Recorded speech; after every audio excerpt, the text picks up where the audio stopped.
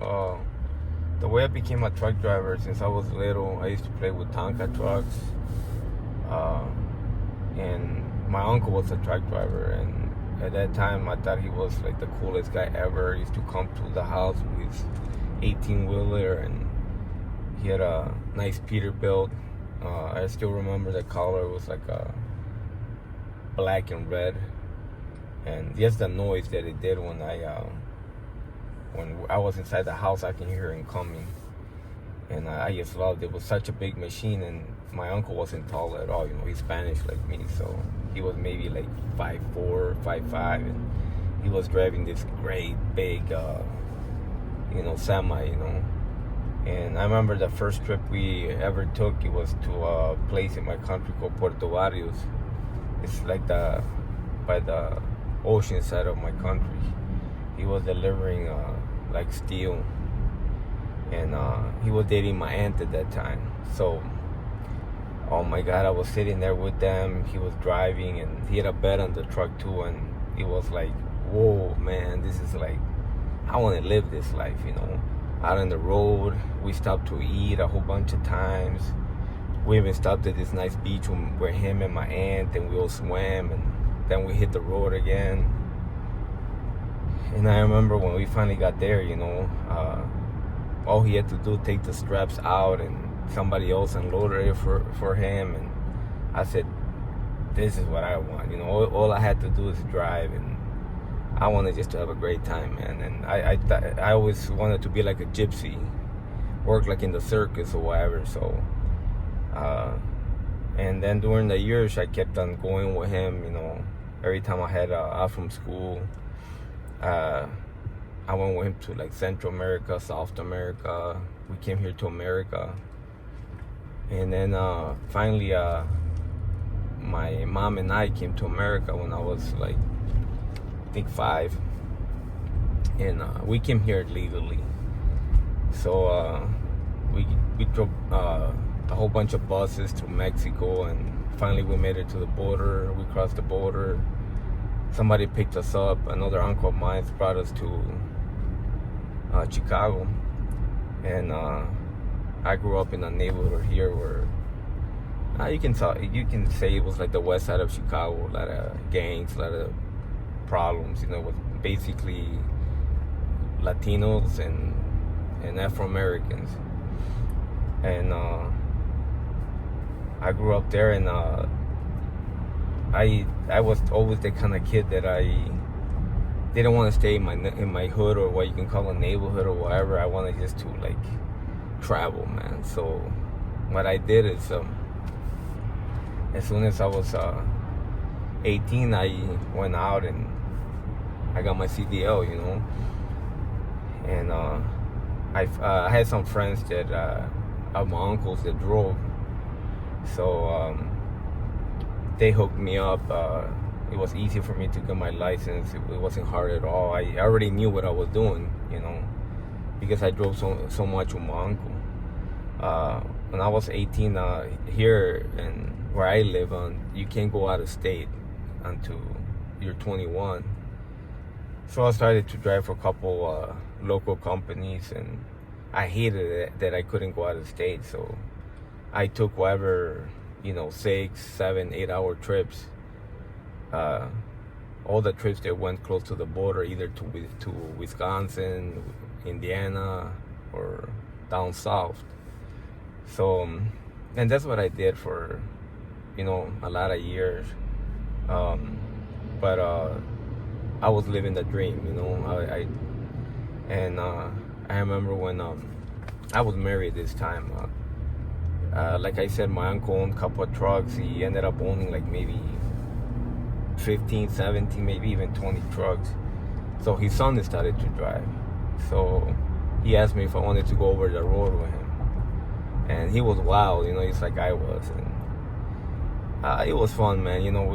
I was married at this time, so it was fucked up for me to like cheat on my wife. But I did what I had to do, man. And I remember our first trip, we're delivering a load from Chicago to San Bernardino, California. And we had to be there like in 2 days, you know. And we stopped at a truck stop, you know, to fuel up and stuff. And we met some girls. One thing led to another, man. We ended up, you know, falling asleep in the truck, man. Then, just to not get into many details, man, we had to take, that girls told us that in order, you know, we had to stay awake now for like a whole day to make sure we got the load there by California. So that girls told us, hey man, you know, this certain drug that keeps you awake, you know. So we said, fuck it. We took the drug, man. Man, I'm telling you, when I took that drug, I felt like I felt the energy that I never felt before, man. You know, I felt even my soul woke me up. We finally made it to California. And the girls went with us, so we had a blast, man. We dropped our load or whatever, man. I was so tired. I was tired, but my brain wasn't tired. And then all of a sudden, my heart started to beat like crazy. So I had to go to the hospital, man. So I had to tell the doctors what drugs I took or whatever, you know. And they put some IVs on me, kept me there for the day. So I never took that drug again, you know. But, you know, it's one of those things in my life. You know, you guys get to know me later on, you know. One of those mistakes that, it's a mistake, but I learned from it and it was fun. I don't regret doing it, you know. And we didn't get a load until like 3 days later. So we partied with these girls for 2 days, and they were gonna stay in California. So when we finally got a load, we went to Sacramento to pick up the next load, and we headed to, our next load was to Austin, Texas. And that was let's say from there, maybe 14-hour drive, maybe 15. So we headed, and along the way we used to stop at restaurants, you know.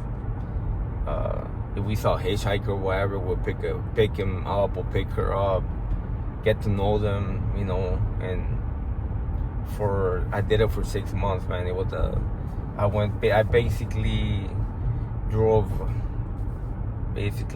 every state, man. Maybe 2 or 3 that I missed. And I guess I started to miss my wife and my kids, you know, so I had to come back. And so I started to drive local. My next gig was driving right here in O'Hare at the airport. So basically the freight that the airplanes carry, I would pick up at the airport, carry, and then take it to, I guess, our warehouse, you know. And I did that for about, let's say, you know, maybe 2 years. After that, it wasn't paying me enough, you know. Like I said, I was married, and by this time I had to purchase a house. So a friend of mine was working at a union job, which was Local 705. And he used to drive gasoline, propane, and oil. And back in that day, you know, I was earning at the airport maybe, let's say, $13 an hour, and he was already making $21 an hour. So I said, damn, I want to be rich, you know. And remember, this time I was only maybe 21. So for me, that was a lot of money. I remember my first paycheck, I got $2,700 per week. I said, whoa, man, I'm rich, you know.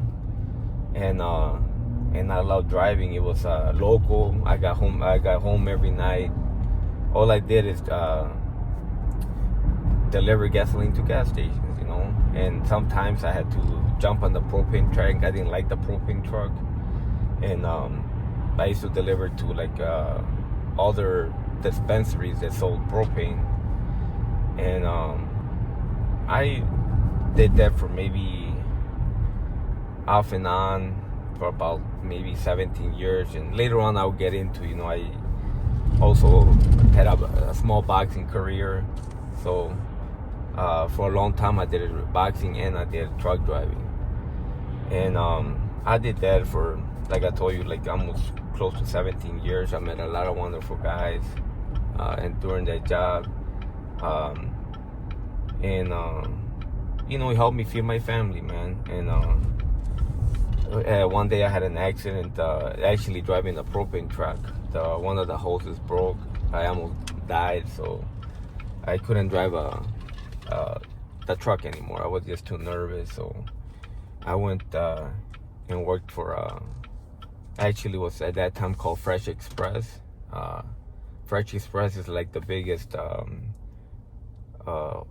foods distributor for like vegetables, fruits and stuff that they deliver to like Jewel and stuff.